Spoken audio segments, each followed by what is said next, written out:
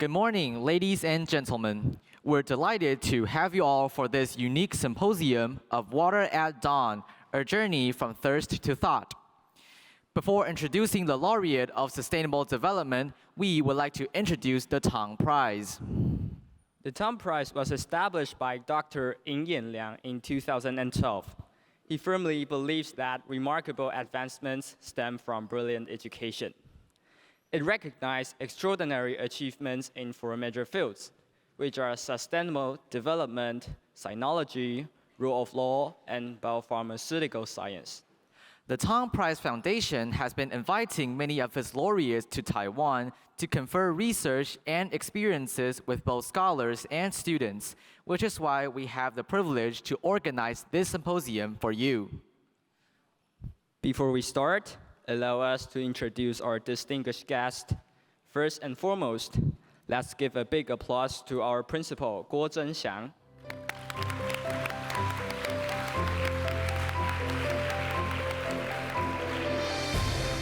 Now, we would like to welcome the director of the Department of Planning and Developing the Tang Prize Foundation, Hu Ying.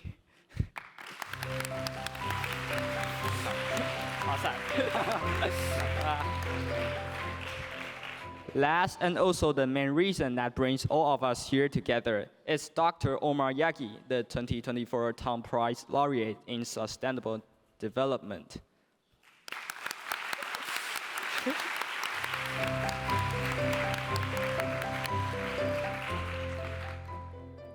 Dr. Omar Yaghi is a person who is filled with persistence, overcoming all the difficulties while also possessing a humble mind in this world-leading research about harvesting water from desert air. The materials have already been extensively designed for carbon collection, the storage of hydrogen and methane, and water harvesting applications in arid areas. And now, we will watch a short video to learn more about the achievements and greatness of Dr. Omar Yaghi.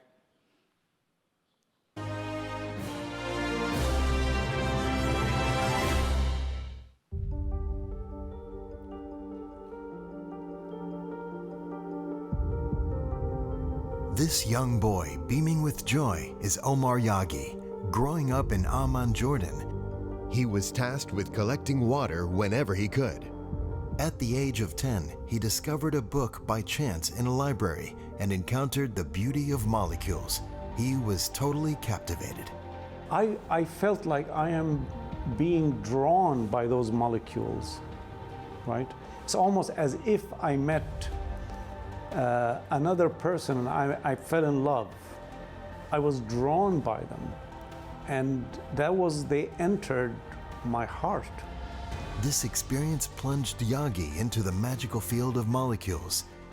He shattered tradition and embracing innovation using a Lego-like approach combining metal ions with organic linkers. And pioneered reticular chemistry. The metal organic frameworks, MOFs, he created are incredible. They are highly porous, tiny like a sugar cube, that somehow encompasses an entire football field. They are remarkably absorbent. Studies confirm, without any external force, they can harvest water even from desert air, which holds profound meaning for him. For me, it was powerful. That meant that everyone in the world potentially can have their own device. MOFs could be designed in countless ways, offering infinite possibilities. Besides water, other substances can be captured as well, such as carbon dioxide and methane. Now, Professor Yaghi embraces AI technology, seeking to accelerate the fight against global warming. He moves chemistry, climate, and sustainability and the world forward with his science. Beyond numerous hours in the lab, Yaghi finds joy in gardening. His backyard is a haven of carefully cultivated plants, once rooted in the desert, now blossoming in full glory. Yaghi's dedication to nurturing his passions offers a beacon of hope for a sustainable future for all humanity. Following the video, let's welcome Principal Guo Zhenxiang to give us her welcome speech.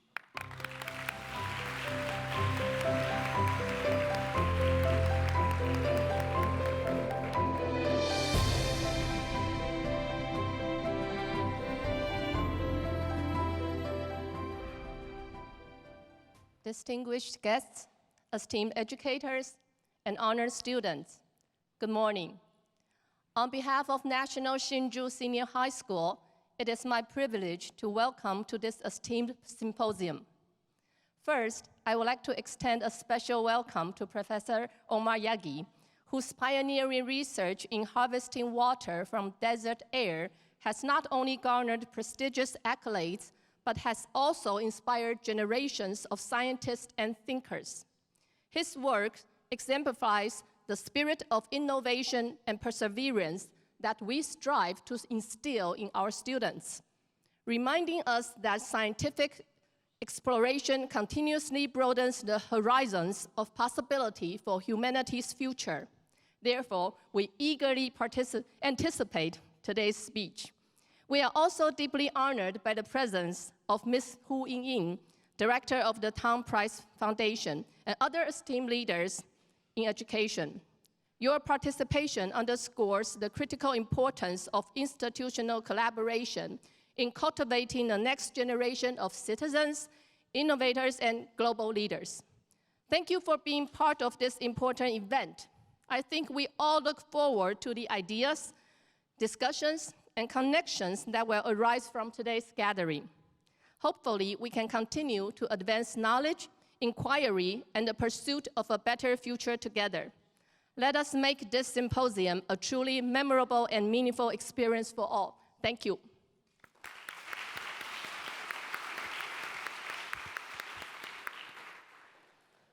Thank you, Principal Guo Zhenxiang, for your words. Next, let's invite Dr. Omar Yaghi to deliver his speech.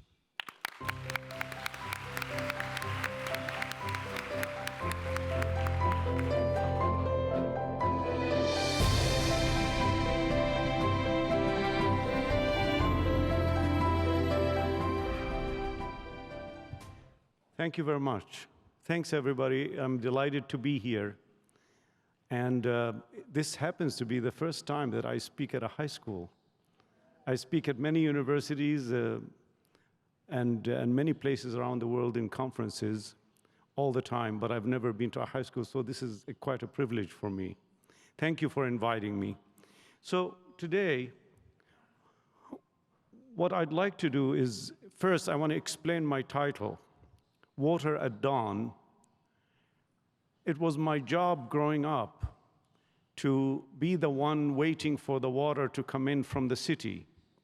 The water came into our house from the city only once every 2 weeks for just a few hours. So you had to be ready when it came to allow the water, turn the faucet on so that we can fill the reservoirs with water for those few hours. And it was that water that we would use for the next 2 weeks. And so thus, I was waiting for the water at dawn at that time.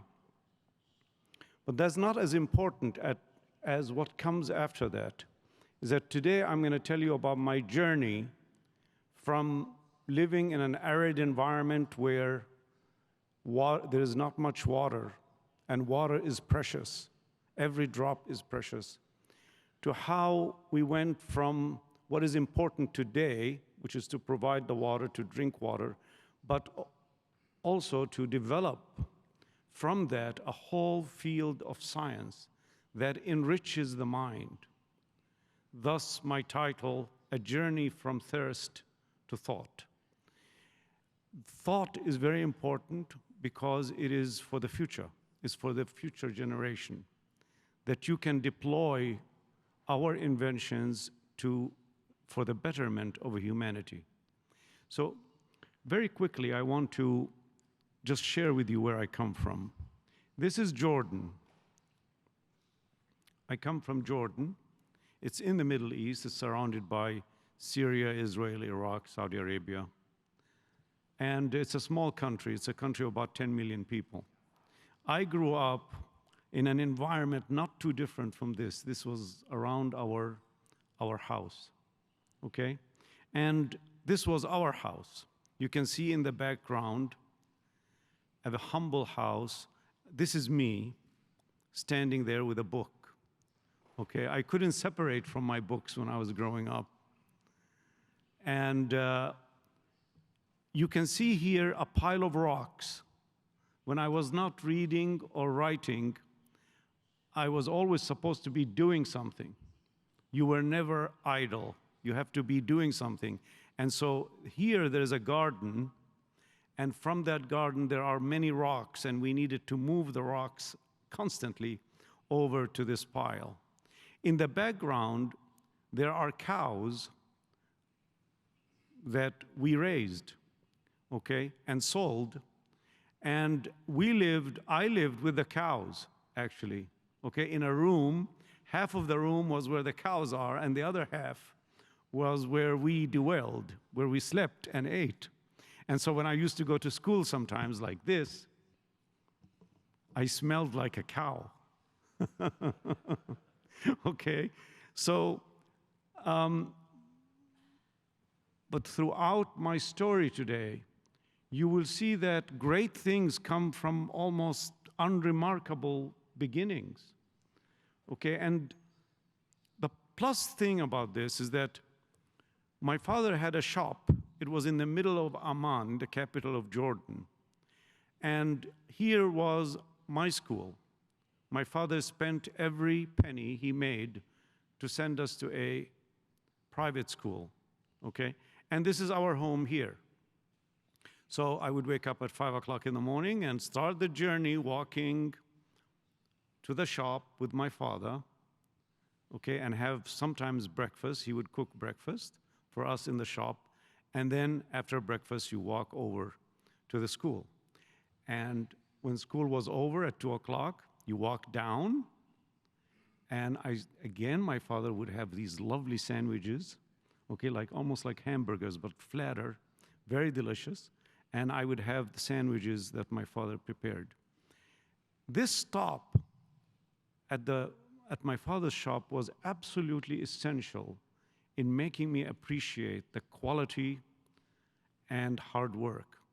I was taught, I would help my father with the chores in the shop, cleaning the tables, cleaning the windows, making sure the shop looks very shiny, very appealing to the customer. So he taught me that if you want to do a job, you have to do it well. Otherwise, don't do it at all. That's what I was taught day after day after day. You have to do the job well, and you have to do it completely. Otherwise, don't do it. So I learned the work ethic through this journey as I stopped to help my father in the shop. And towards the end of the day, I would walk home, and for the rest of the day, I would be spending time writing and reading my homework. I didn't play with the other kids. I was a weird kid. I sat there in a corner on the floor with a little table.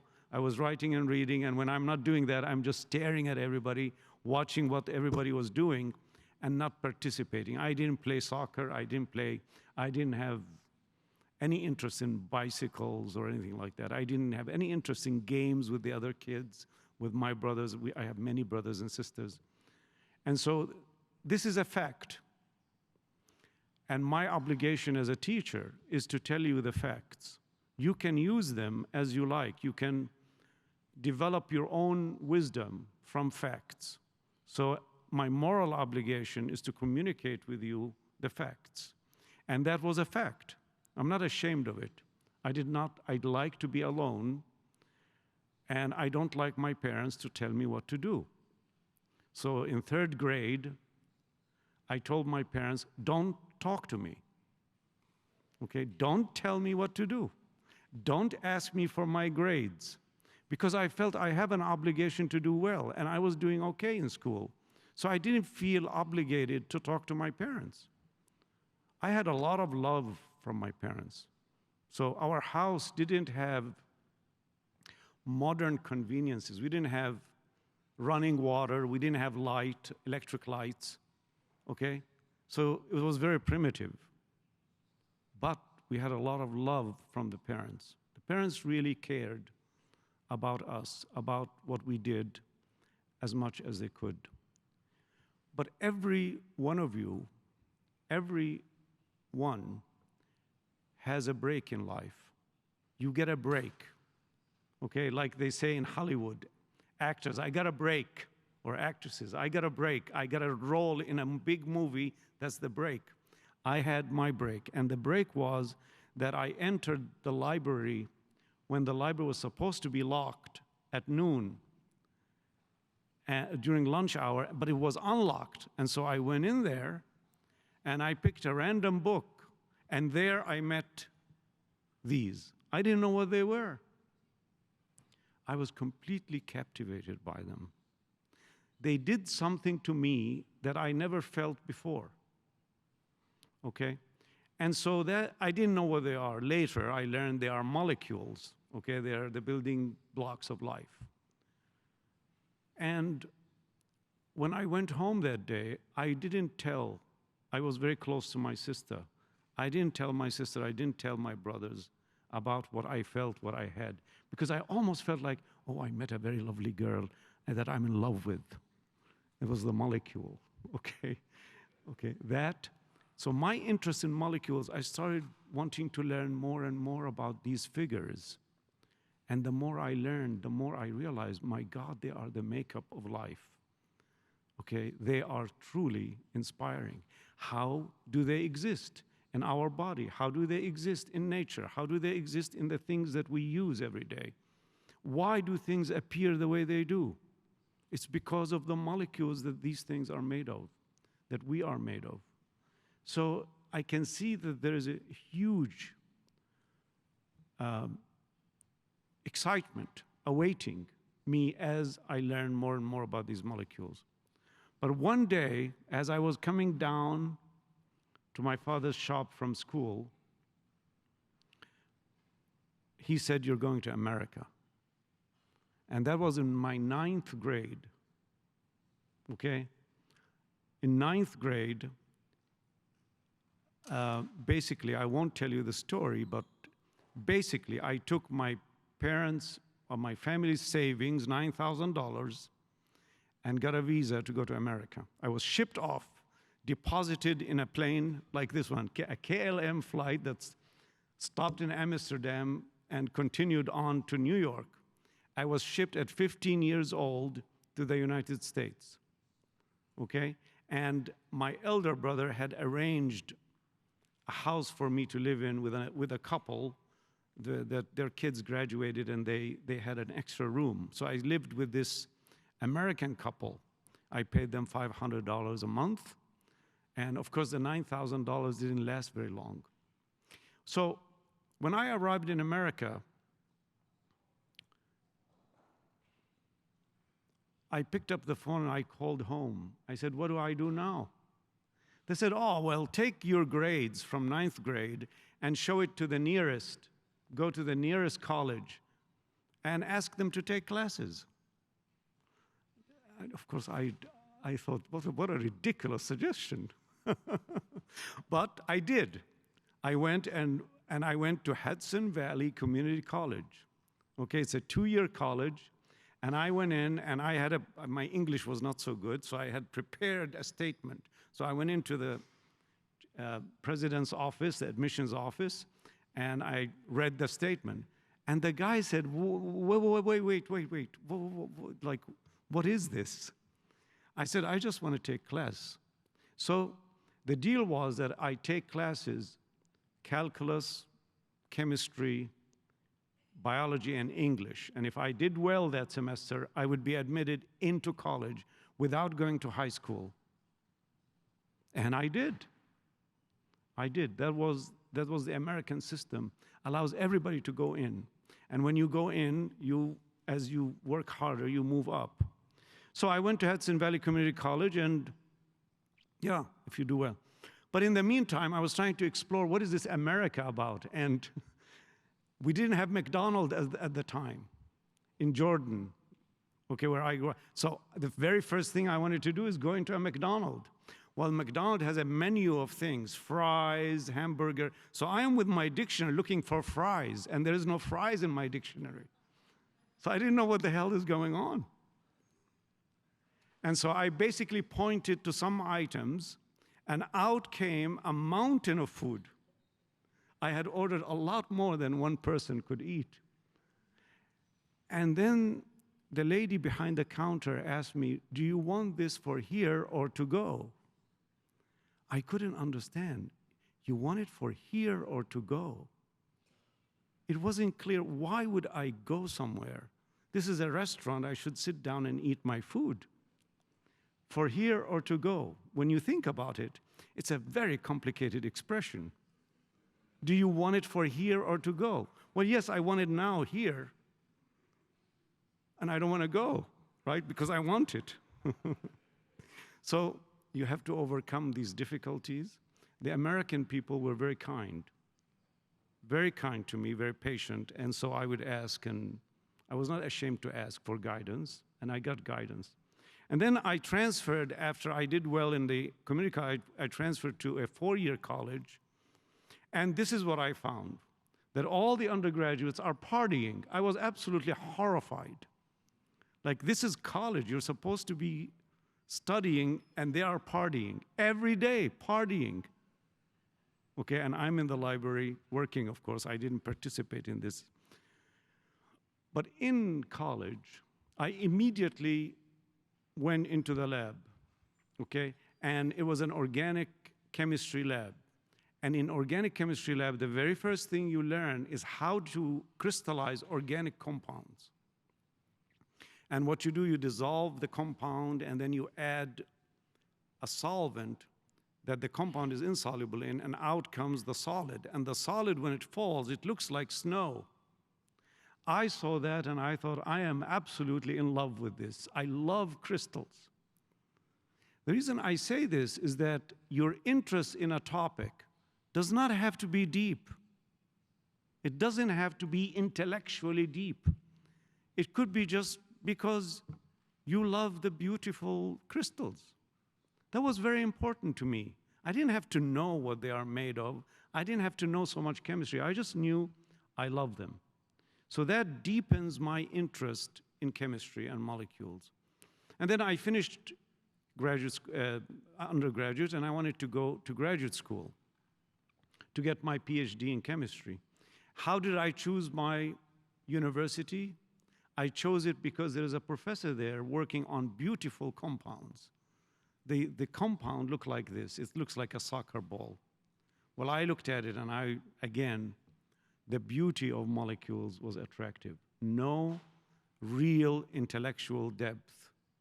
I didn't have to know everything about it. I just knew I want to work with this thing. So I went to see him. He admitted me to his group. I was studying for my PhD, and there I was taught that science begins with doubt and questions. Whenever you make an observation, you don't accept it. You ask, is this really correct? Is this observation reproducible? So you begin with doubt and questions. Okay, but in graduate school, I had a project which was the simplest thing you could ever think about, taking a proton out of a molecule, okay? Deprotonation reaction, the absolute simplest reaction. So that was my job, is to use that molecule like this and take one proton out. And it took me a whole year to arrive at a stage where I think I did the reaction right. And I knew it's going to be orange solution. But then by the time I took this solution to analyze it in another building in my school, it had turned into a brown, disgusting gunk. Okay?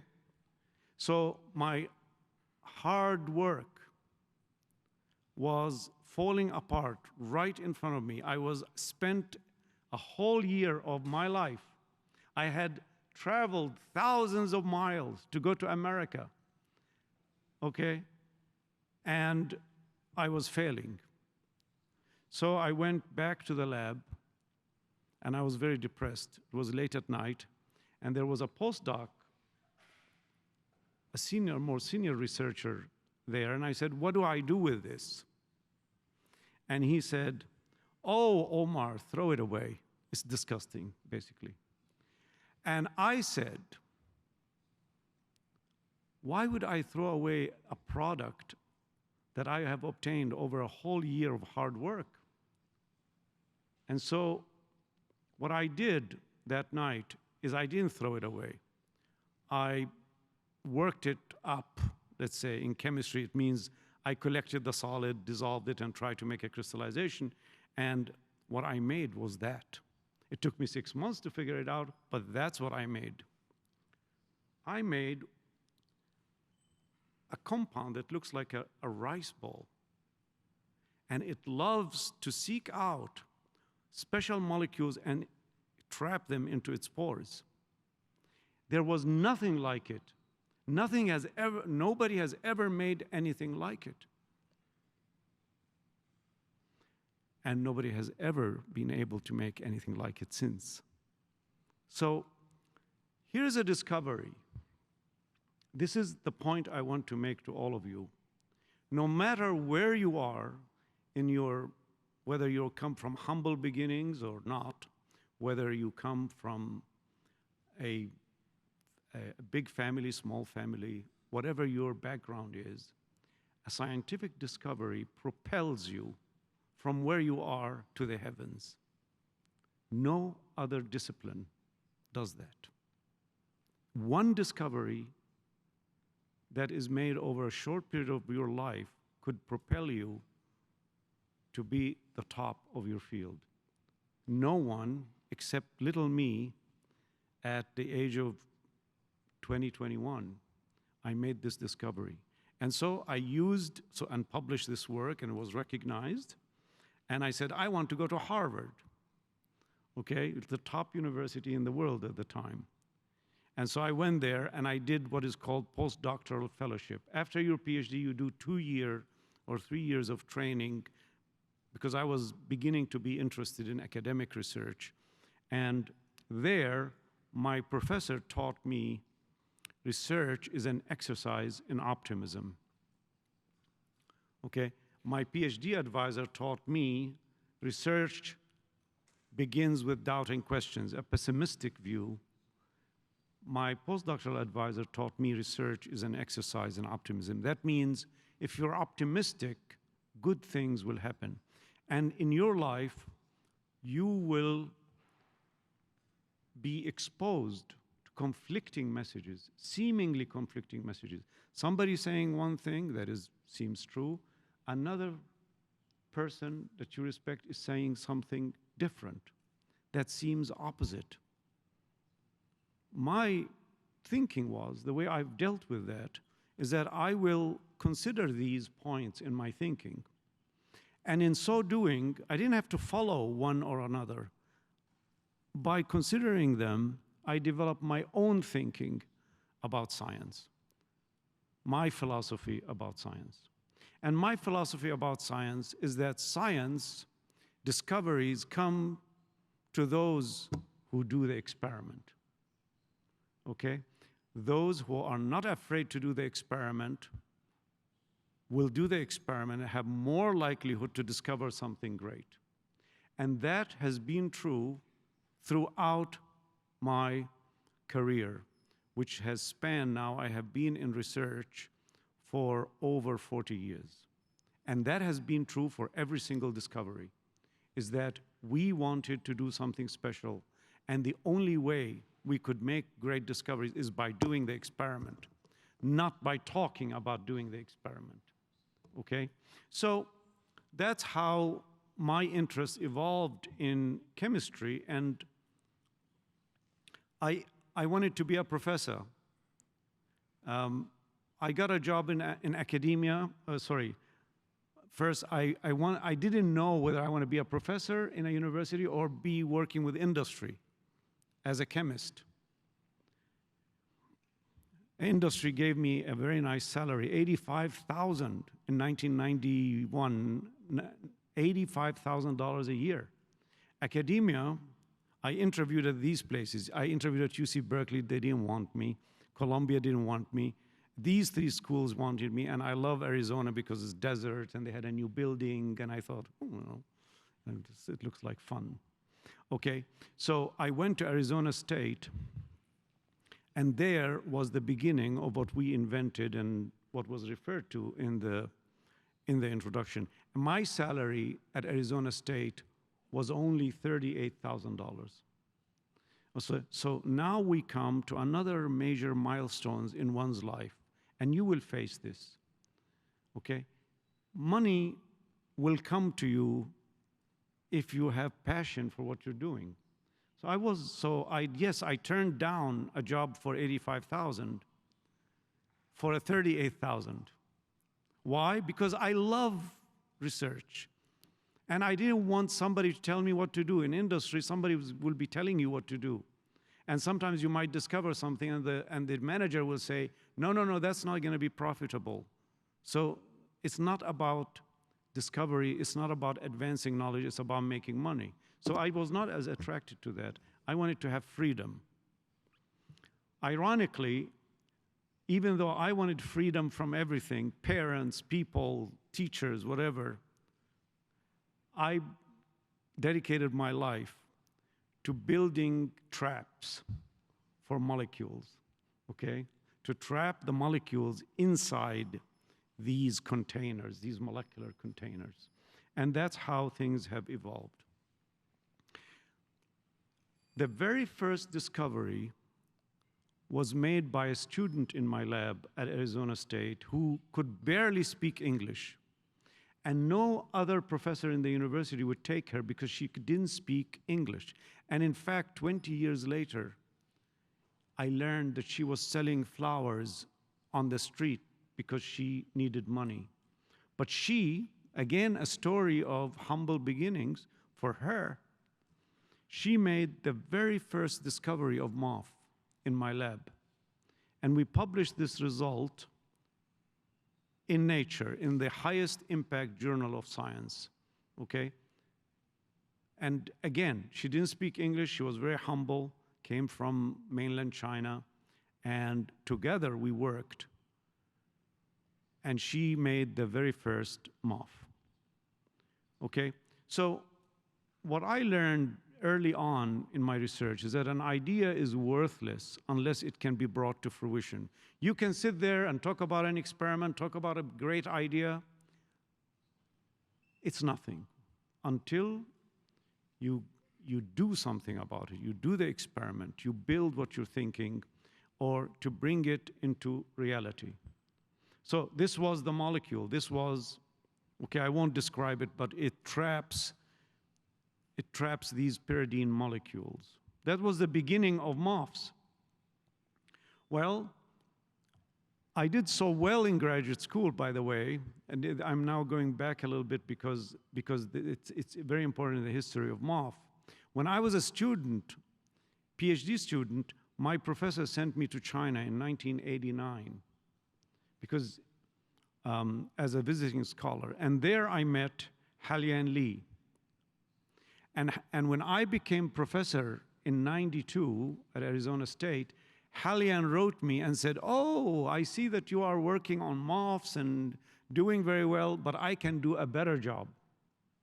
I said, okay, you can come and show me. So he came and joined my group. Okay, see, I can do it better than you. And there he discovered the most magnificent MOF. Okay, and these are crystals of what we call MOF5. MOF5 had the highest surface area ever recorded in the history of humanity. Okay, let me show you. This is what the structure looked like. The yellow ball indicates the porosity of the structure. It's made from inorganic and organic. And you can do, I'm just gonna skip over this, it's not important for my talk today. But this is another MOF. You can see it rotating. And the way I would describe it is that if you were to, a MOF looks like baby powder. If you were to zoom in on one granule, take that grain of powder and zoom in all the way to the molecular level, you will find that it's drilled with holes, billions and billions of holes in one granule. So when you drill those holes, you increase its surface area. So in fact, in 1 gram encompasses space equivalent to a whole football field. The gram is like a small cube of sugar, okay? That's mind-boggling, but that was our discovery. And it was done by Halian and me at Arizona State University. Okay, in fact, the porosity was so high that my colleagues in industry thought that it was a misprint in our paper. Okay, so it was not a misprint, it was real. Okay, so this is just an illustration of what a MOF is. We're gonna zoom in on the granule as I described to show you how we can control matter on the atomic and molecular level, and we can stitch things together, just like building Legos, okay? You can see now that the framework is full of holes into which you can compact gases, store gases like hydrogen, water, CO2. And there,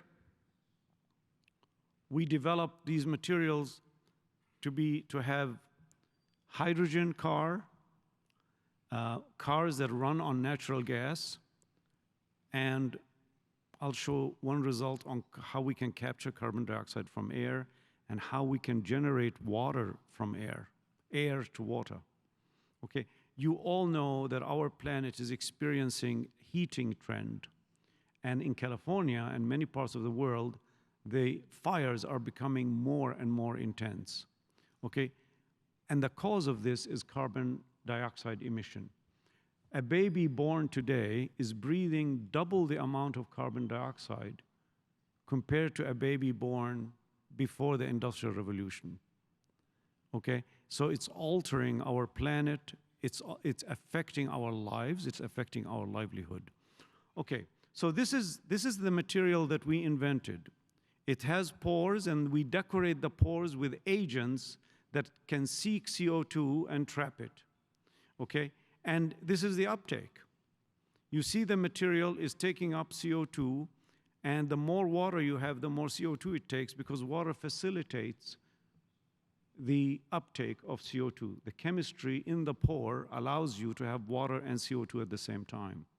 What I want to say here, I don't want to be too technical, but what I want to say here, this is the best material in the world for capturing CO2 from air, because it can be cycled and it can capture lots of CO2 because of the high porosity. So what I am saying is that now you can see that my journey of beauty and super, not so intellectual beginning can lead to really magnificent developments. The second problem that I want to talk about is water.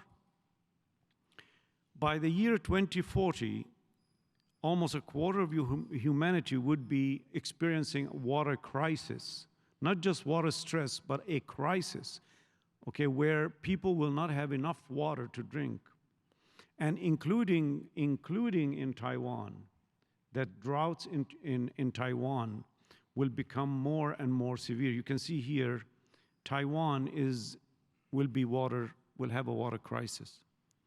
So, can we create a new source of water? The answer is yes. There is so much water in the air at any one time. There's almost 13,000 cubic kilometers of water in the air at any one time. That's as much water, more than we have actually in rivers on our planet. If I was to give each person in the world 50 liters of water a day, I would have only used less than 0.01% of the water in the air. So there's a lot of water in the air. And can we design a MOF that can trap this water and so that we can create drinking water? Okay, here's the MOF. Okay, and I'm gonna slice the MOF, one pore of the MOF, and show you how it assembles water from the air inside it. So it concentrates the water into the pores, and then when the pores are filled with water, you heat up the MOF the powder, and it liberates the water. You can collect it and condense it and drink it. Okay, so here it is. Oops, sorry. Okay.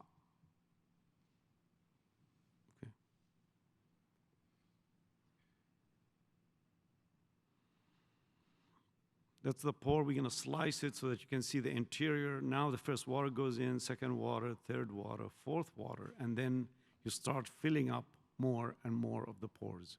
You probably learned about hydrogen bonding between water molecules, and now water is being assembled and stuffed into the pore, filling the pores, and that's how, so the MOF is an agent specially designed to trap water from the air.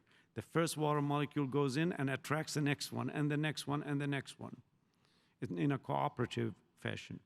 Okay, so we didn't stop here. We wanted to show that this works actually in real life.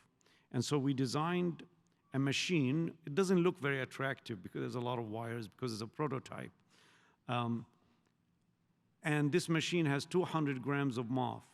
A door opens, air goes in, the water from the air goes into the MOF.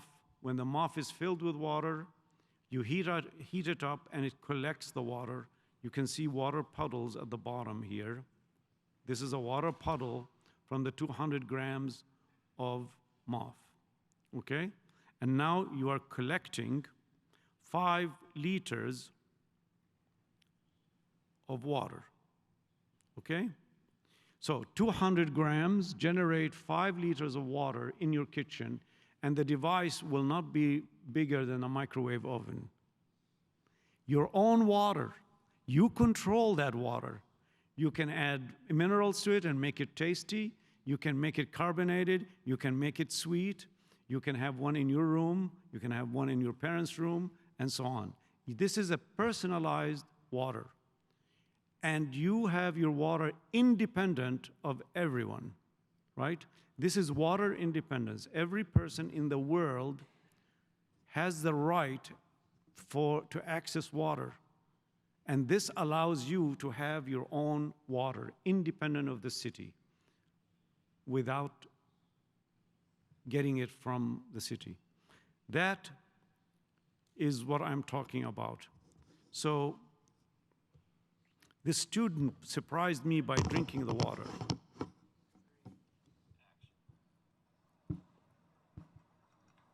Cheers.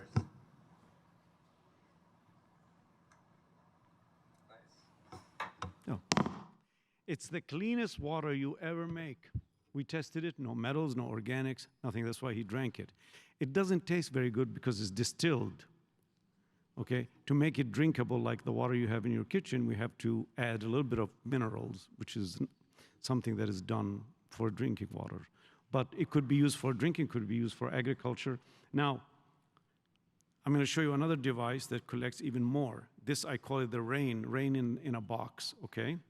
This one has fans that push air into the MOF, and then now you're going to see droplets coming out, okay? So we're scaling this up. Now we can collect even more water.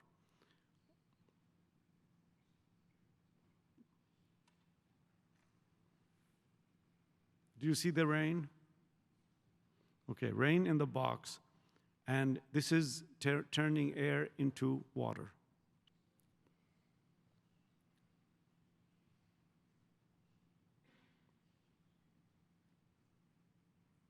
Okay, a little bit low tech, but it works. It works, okay? We can give it to the Taiwanese manufacturers and they will make it very beautiful and they produce it in hundreds of thousands of units, right? That's my dream. We are working on that. Okay, we can take even a smaller device just to show that it works in the driest deserts in the world, in Death Valley in California, the lowest point in the United States, and the driest. And you can see here that we can take water out of the air with no energy input aside from just ambient sunlight. Okay, so now we have designed something as large as a small refrigerator that delivers 22 liters per day. So this is where we are today. Without energy from electricity, just sitting in the desert. 1 ton of MOF will give you 2,250 liters of water a day, every day for 7 years. If it's electrified, it's at 25,000 liters of water per day, every day.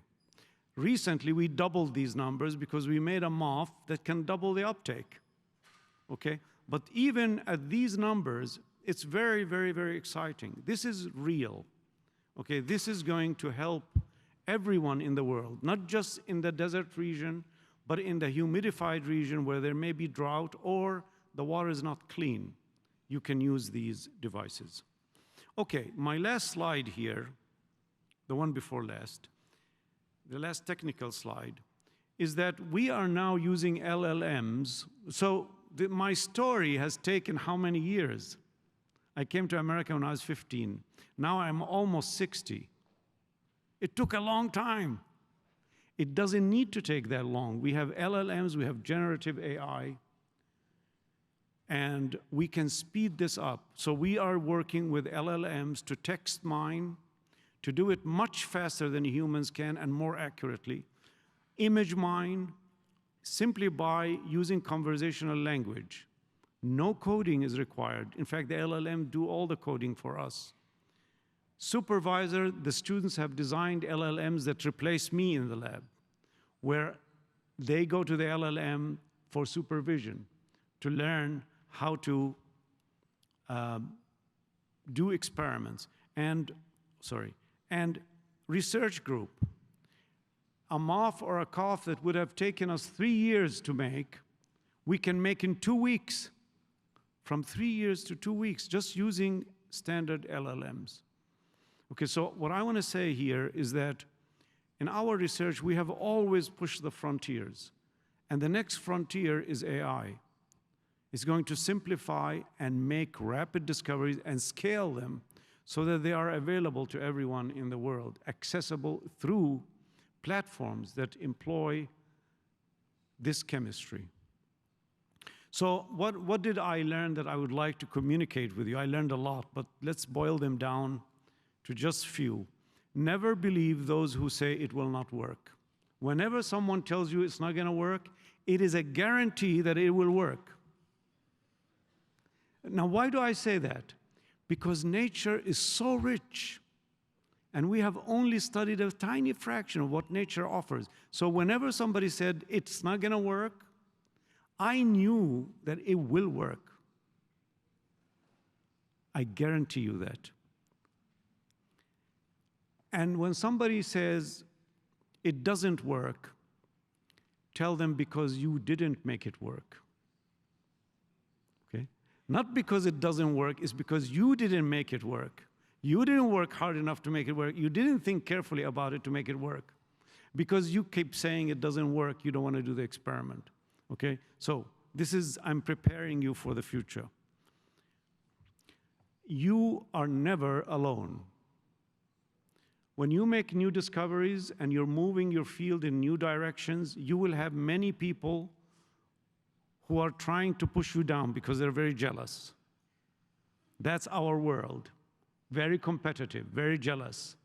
I'm being truthful here. And the higher you go, the more enemies you have. Don't be discouraged. You are not alone. There is something that I call the 5% rule.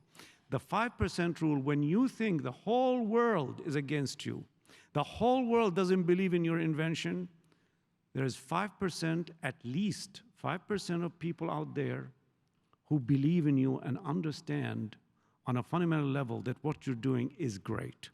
And that's enough. The 5% is a 100% certainty. Okay? These people exist everywhere. And remarkable things often come from unremarkable beginnings. So I never use excuses, say, oh, I came from a poor background, we didn't have blah, blah, blah, blah. I don't look back. I look ahead to the opportunities and develop things. So remarkable things often come from just humble starts. Okay, well, I work with brilliant students, and I love working with them, okay? Maybe some of you one day will join my group. I would welcome you to join my group for PhD, okay? And you will experience the thrill of scientific discovery. And if you're fortunate, you can change the world. Okay, so thank you very much for inviting me. It's a pleasure to be here. Yeah.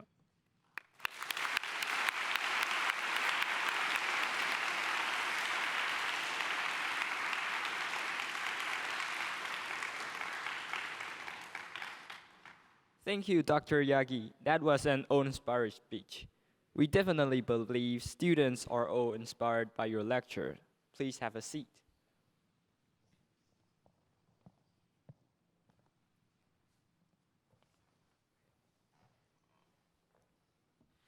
Next is the session of When the Youth Meets the Master. There will be 4 11th graders from the audience to join the talk as the panelists.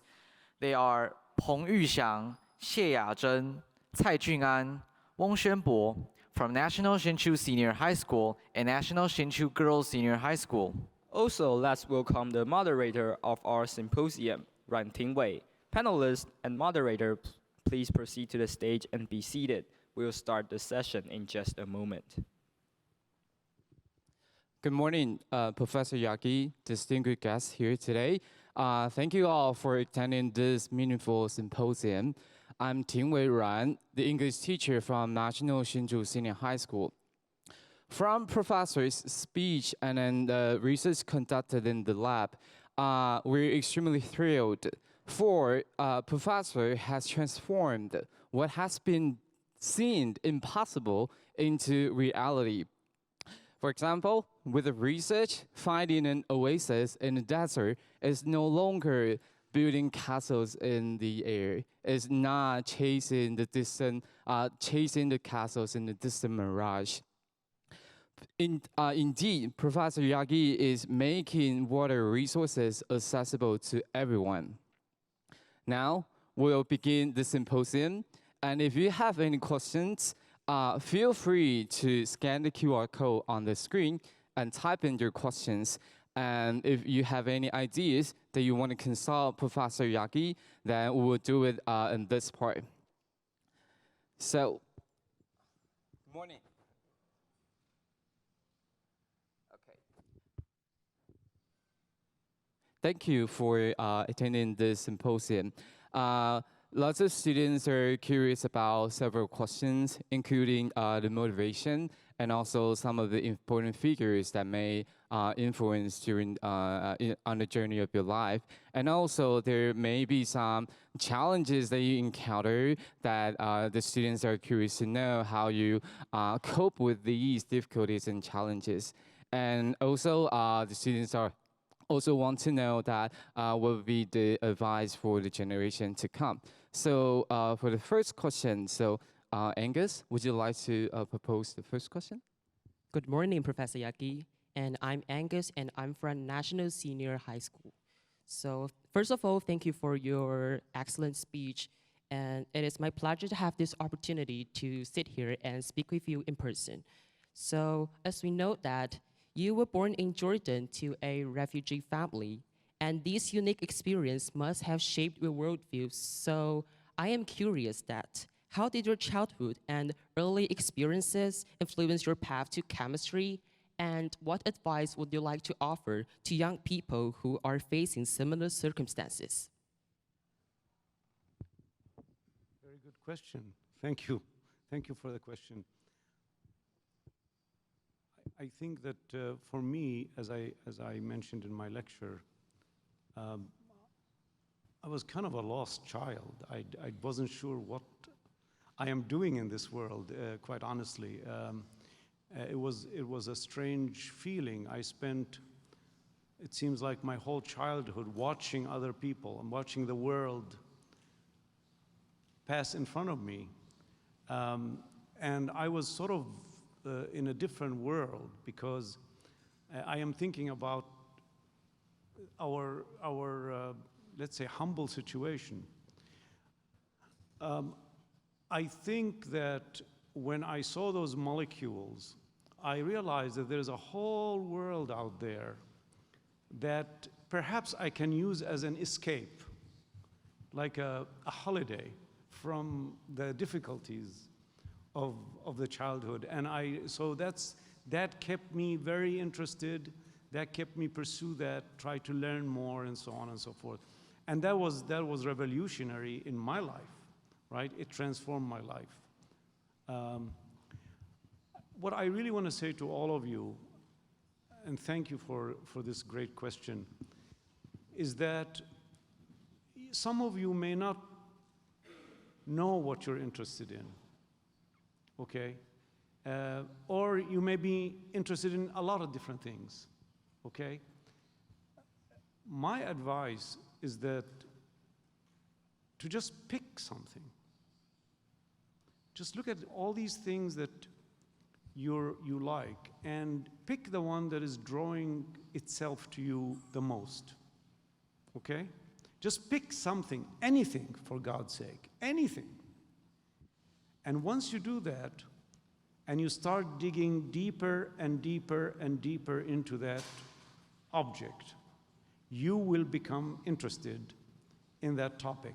Now, don't worry about the other topics you're interested in, because once you're proficient in one, you become intelligent enough to be proficient in others. For example, I was a chemist. I was trained as an inorganic chemist. I became a solid-state chemist. I became a chemical engineer. And now I am learning computer science and how to use AI. So the deeper learning allows your mind to be adept to evolving into different directions. And so you don't have to worry about yourself being interested in many things. At some point in your life, you will be able to do those things, okay? But it's absolutely essential that you pick something of interest, and that will put your life on a very sound track. Yeah. Thank you, Professor. I think just like what professors mentioned, that doing research is like standing on the shoulders of the giants. And sometimes you may not know what you're going to do at the current state, but probably you can look for some information online and to see what people are currently doing right now, and probably that may spark your curiosity in any fields. Just like what professors mentioned, pick anything that you like, and research science always starts with questions and doubts. Yes. So one of the students is also curious about how the early experiences, especially shaping the work and research that professor is currently conducting. So Ocean. Good morning, Professor Yagi. It's an honor to be here with you. Your research is widely recognized for addressing critical issues like water scarcity. Given that you grew up in a water-limited region, we're curious to learn how those early experiences influenced your scientific focus on this water shortage problem. Could you share how your background shaped your determination to find solutions? Thank you. Okay, that's another very good question. In fact, I can tell you a secret. I wasn't interested in solving the world's problems. I was not interested in that at all. And my childhood with little water or water at dawn had absolutely no impact on me choosing chemistry. It absolutely, I didn't choose chemistry to solve any societal problem. And that was true throughout my career until we discovered MOFs. What I'm trying to say is that I was in it for fun. I was having fun. Somebody's paying my salary, okay, I teach students. I was having fun to do research. I had lab, I can do whatever I want. So it's not always necessary to have a blueprint, okay, in life, to have a logical derivation of your career. You should let yourself take risk, okay? Do things that are not like everybody else. Deviate from what others are doing. Plot your own path.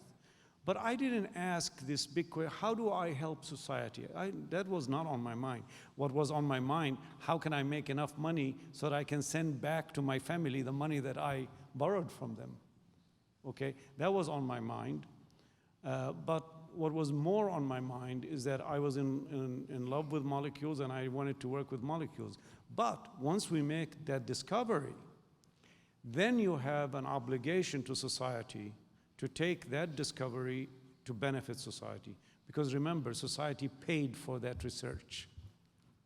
So it was our obligation as scientists to take that discovery. And so when we discovered moths, we discovered they have high surface area.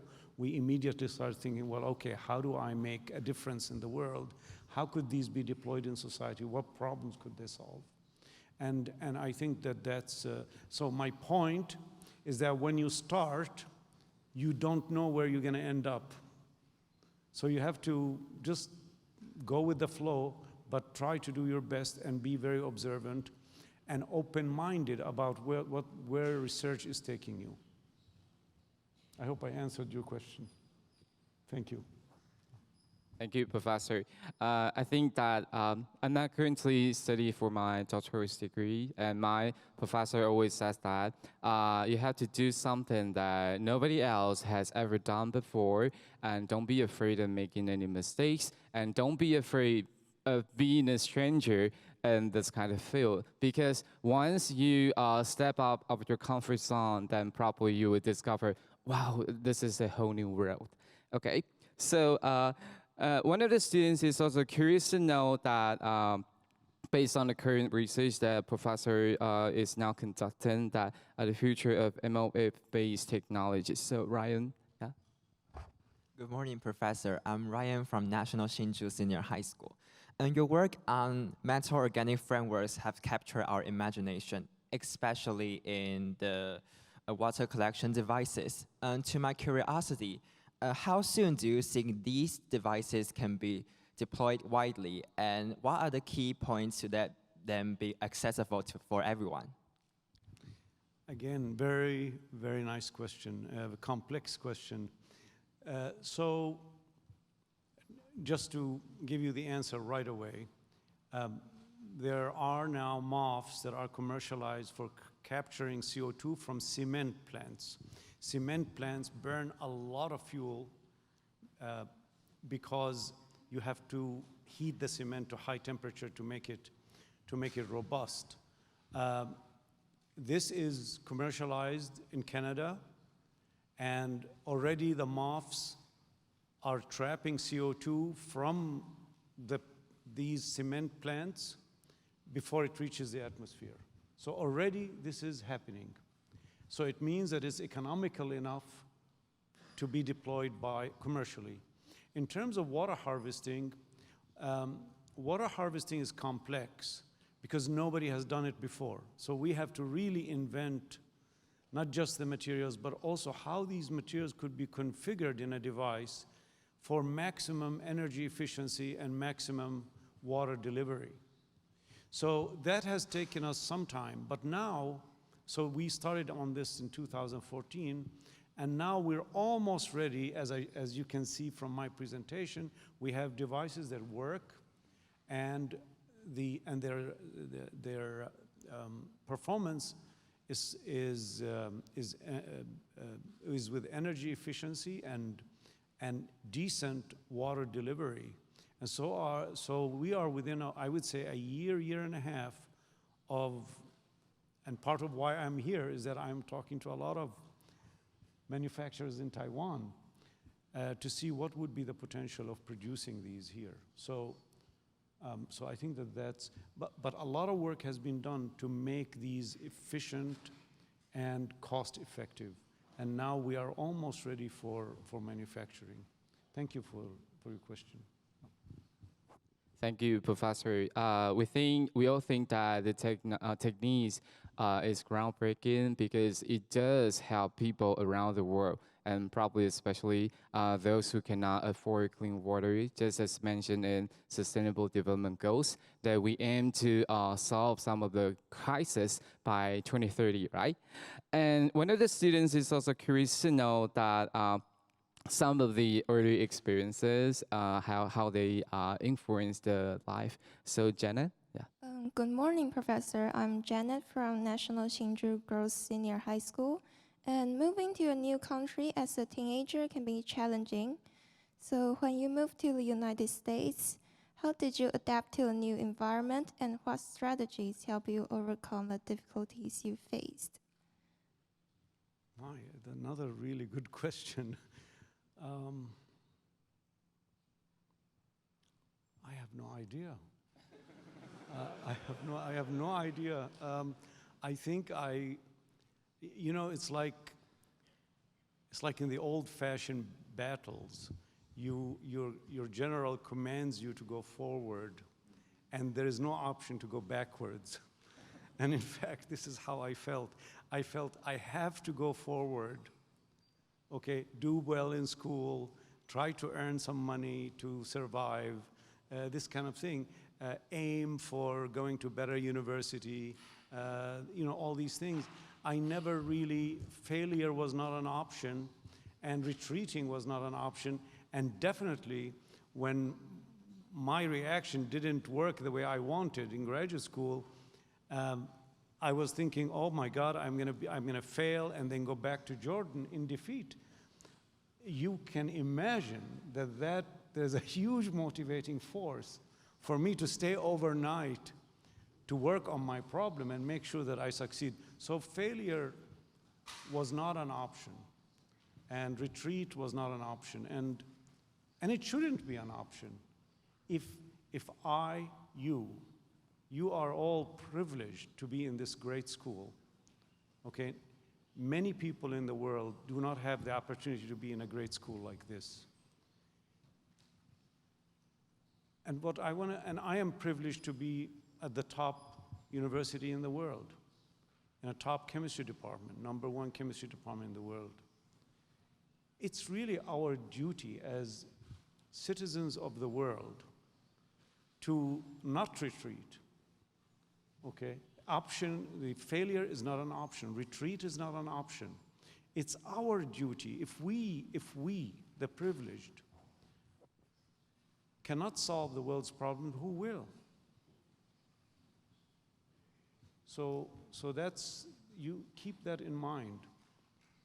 So that gives you an idea where I was. Yeah. Yep. Thank you, Professor. Following that question, I myself also curious about whether or not, Professor, when you went to the States, have you ever suffered from nostalgia, that at the time that you miss your family and then the friends or something, and how do you deal with these kind of emotions? Yeah. Very good question. Yeah, I miss my family, but I also liked the new culture. I like the freedom of the new culture, and I like the fact that I can do whatever I want. So I think that, but I did miss my family. I was calling them often and writing letters to them, and I got a hint from my father at some point that instead of writing these letters, you might be better off doing your homework. So I think this tells you the mentality of the time. But in general, I would say overall in the net, I thought it was positive because I was having freedom and exploring on my own. Yeah. But there is no doubt you miss your family. It was very tough. Yeah. Thank you. Ryan is also curious about the details of how the applications of metal organic framework could be. So Ryan, would you elaborate on? Greetings, Professor. MOFs have demonstrated immense potential for storing water in arid regions. And these materials also have the competence to magnify the storage capacity in cars. And beyond these applications, what are the future possibilities do you envision for these materials, especially in addressing global challenges? Thank you. That's another great question. I forgot to mention the answer to this in my presentation. We've invented a way of designing materials like Legos, basically. Anything you can imagine could be made.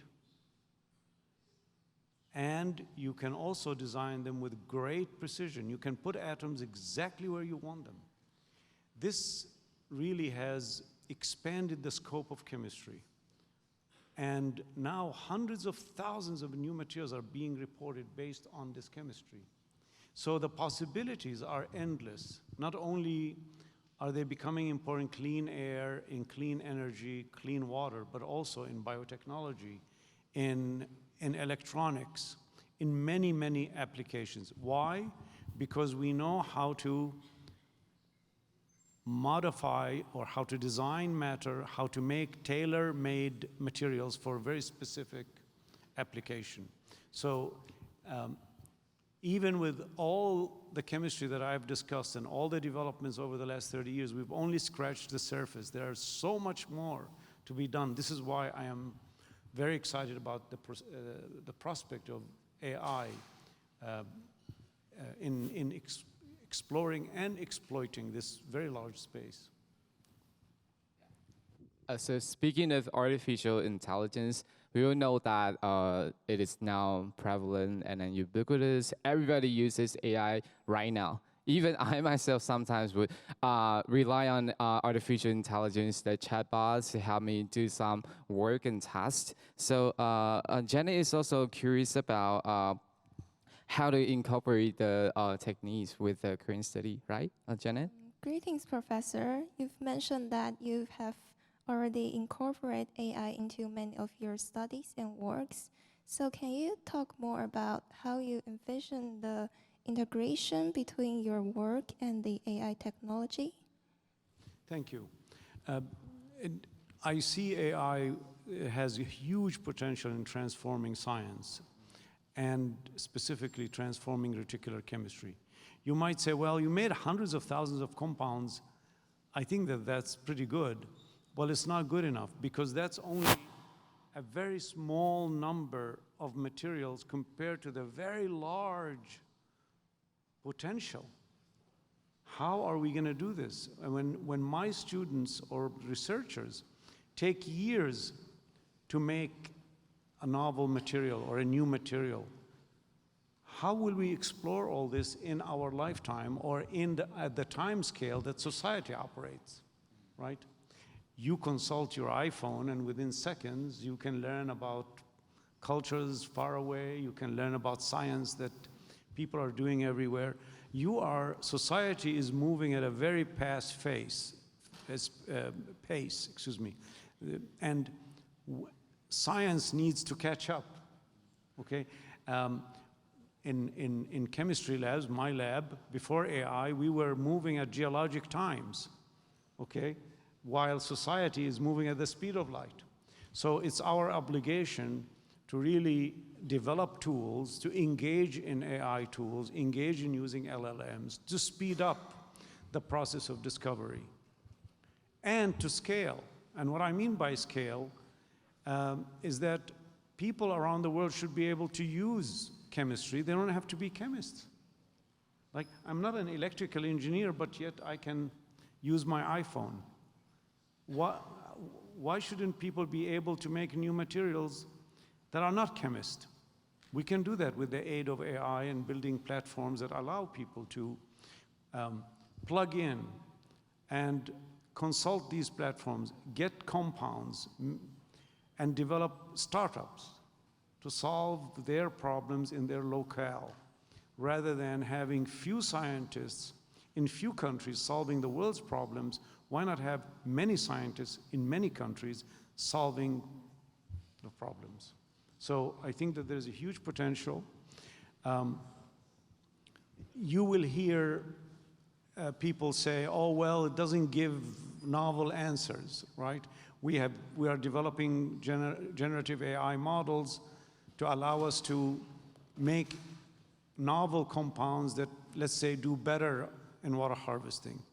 And people always critique, some people critique, saying that it's not giving novel answers, it's just giving you ordinary answers. And my question is, to them, is how will this technology evolve and become better if I don't engage with it, right? I am an experimentalist, we are scientists. And clearly AI is going to play a major role in development of science. So we need to plug in and participate in order for these models to get better and better and better at solving chemistry problems, right? So again, I advocate experimentation. Do the experiment, be proactive. Yeah. Thank you, Professor.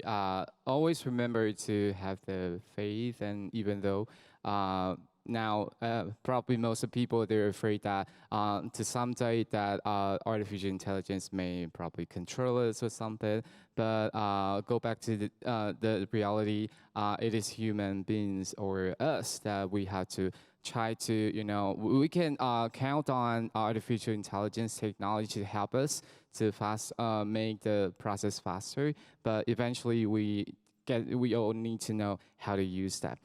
Okay, so Ocean, would you like to propose the question? Okay. Greetings, Professor. The current generation, especially people that are born from the 2000 and to now, they face a world of both challenges and opportunities. In your view, what essential skills or abilities should young people develop to navigate obstacles and realize their potentials? Thank you. That's a very deep question. I think the challenges you will have is distinguishing facts from fake. So this is going to be a big problem. And you might be able to get away with fake and make lots of money with fake, but it doesn't make you a better person. And you will not be contributing positively to the betterment of humanity. So the responsible people among us that want to help build a better world, a more peaceful world, and better humanity, have to really figure out a way of deciphering fact from fiction or fact from fake. And so it requires a little bit more effort, because fake is a mountain of things, and facts have to sort of struggle to rise to the top from under all this fake. So how do I get to the fact? Well, you get to the fact by being smart and taking your time in consulting as many sources of information as possible, and being intelligent to say, does this make sense? And if it doesn't make sense to you, well, do more research. And very likely it may not make sense. So if you do that, this diligence, you will arrive at a place that makes you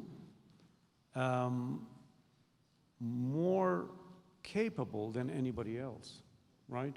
So this is a way to push yourself forward in your profession. You spend a little bit more time trying to find the facts and trying to learn. We are learning how to distinguish facts from fiction. And you develop tools over time where you can do this even faster. And as you become proficient at distinguishing facts from fiction, then you get ahead. You'll be on top of your profession. So I think that that's one of the things that the younger generation have to reckon with. The other thing is that, and it is somewhat related, is that I think when you hear or see something or you read something, You need to learn how to strip the fat from the meat, okay? It's like a big sheep with big hair, and then when you shave the hair off, the sheep is small, okay? You need to distinguish what is real and what is not real. And again, that's a skill you develop as you seek it. You will develop these skills. Again, that makes you better at your profession. So it's related to the first point, but again, when you're faced with things, don't be afraid to dig down to the substance. What is the substance of this? And is there enough substance, right? So I think those two things are going to be important. They've always been important, but now they're becoming even more. So I think what Professor is going to tell us is that we're now bombarded with all kinds of information every single day and even at every moment. So it's critical that we develop the media literacy and then try to find whether or not the source is reliable. Yes, and Angus, yeah. Greetings, Professor. And you have long envisioned chemistry as a solution to global challenges, and your work has brought you closer to that goal. So I am curious that looking ahead, what major global issue do you plan to focus on next, and how might reticular chemistry play a role in addressing it? Thank you. Thank you for that important question. Almost 90% of people of 30 years old or less live in the developing world. There is no peace on this planet. There's no well-being of this planet if we cannot bring these people along, okay? And I see AI, and in a small way, reticular chemistry, as a way, if we build these platforms that I'm envisioning, where anybody can plug in and learn how to do research using those LLMs that I have discussed, then perhaps we can provide opportunity for people everywhere, whether it's in research-strong countries or in developing countries or poor countries.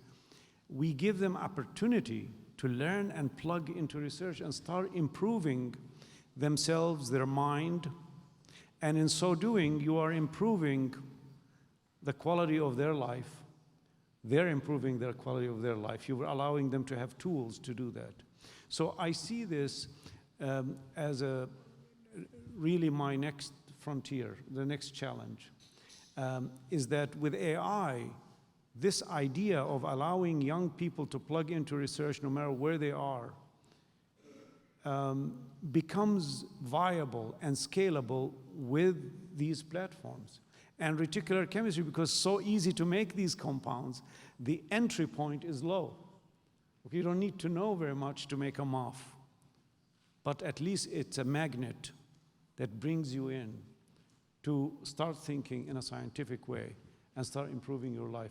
And when you improve your life, then you're a seed of change in that environment. You're an example for others to emulate. So I want to, this is my target. This is my long-term vision. Beyond water harvesting, CO2 capture, and all of that, I want to be able, at the end of the day, to help others plug into research and enjoy what I have enjoyed in scientific discovery. Thank you, Professor. Some of the students and audiences, they have proposed lots of questions. I see one of the questions that the students are curious to know whether or not the MOFs will contaminate the environment or after it is abandoned, and how could it be, well addressed when it comes to making it recycled? Yeah.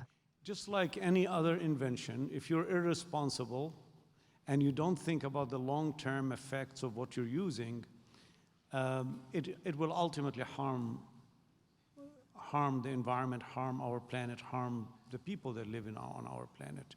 So I am very happy that more and more we as a global society are more and more concerned with with studying the lifetime of these inventions.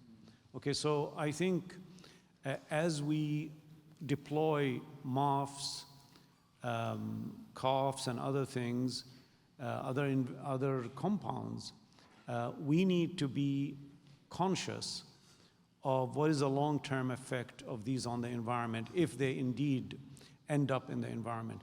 One thing I can say is that we are very much working hard at making green synthesis of MOFs. For example, the MOF that goes into that water harvesting device, at the end of the MOF's journey, we can dissociate the metal from the linker and then reassemble it in water with zero discharge, so completely recyclable. So when we are working on problems, we always think about, okay, what's going to happen at the end of life of this device or of this material, and be conscious of trying to close the loop around it. So that's what I would say on that. But let me just say this. Part of civilization advancement is that with every technology, there will be good things and bad things. And to avoid these bad things, we need to think ahead about what could be the detrimental effects and address that before we get there. But I'm not afraid of exploration. We are not going to not use a technology that is beneficial to people because we think it's going to contaminate the world. We will use it, but make allowance or make plans for how to deal with it. Thank you.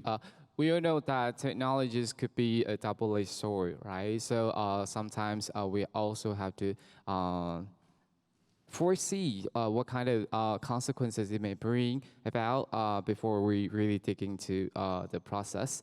I see some of the interesting questions. A lot of students are curious to know, would this kind of technique be very expensive? Or how soon could it be affordable by, the citizens, or just instead of the laboratories or governments? Yeah. So we already have these deployed and being tested in different places around the world. And the cost, even at this initial stage, is 1 cent per liter of water, just 1 cent. 1 cent.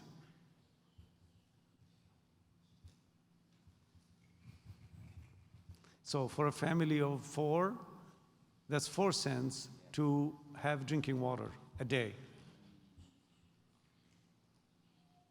Okay?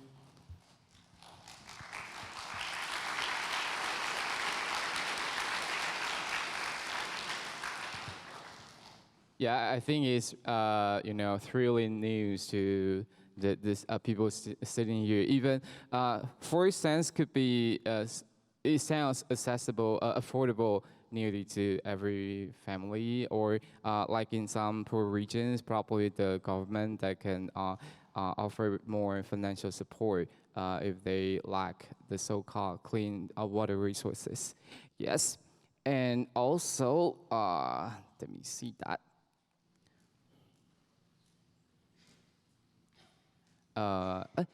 Ocean, would you like to? The same question. Okay. So, okay. One of the students, he or she is curious to know that we all know that during the experiment we're bound to encounter a lot of failures, right?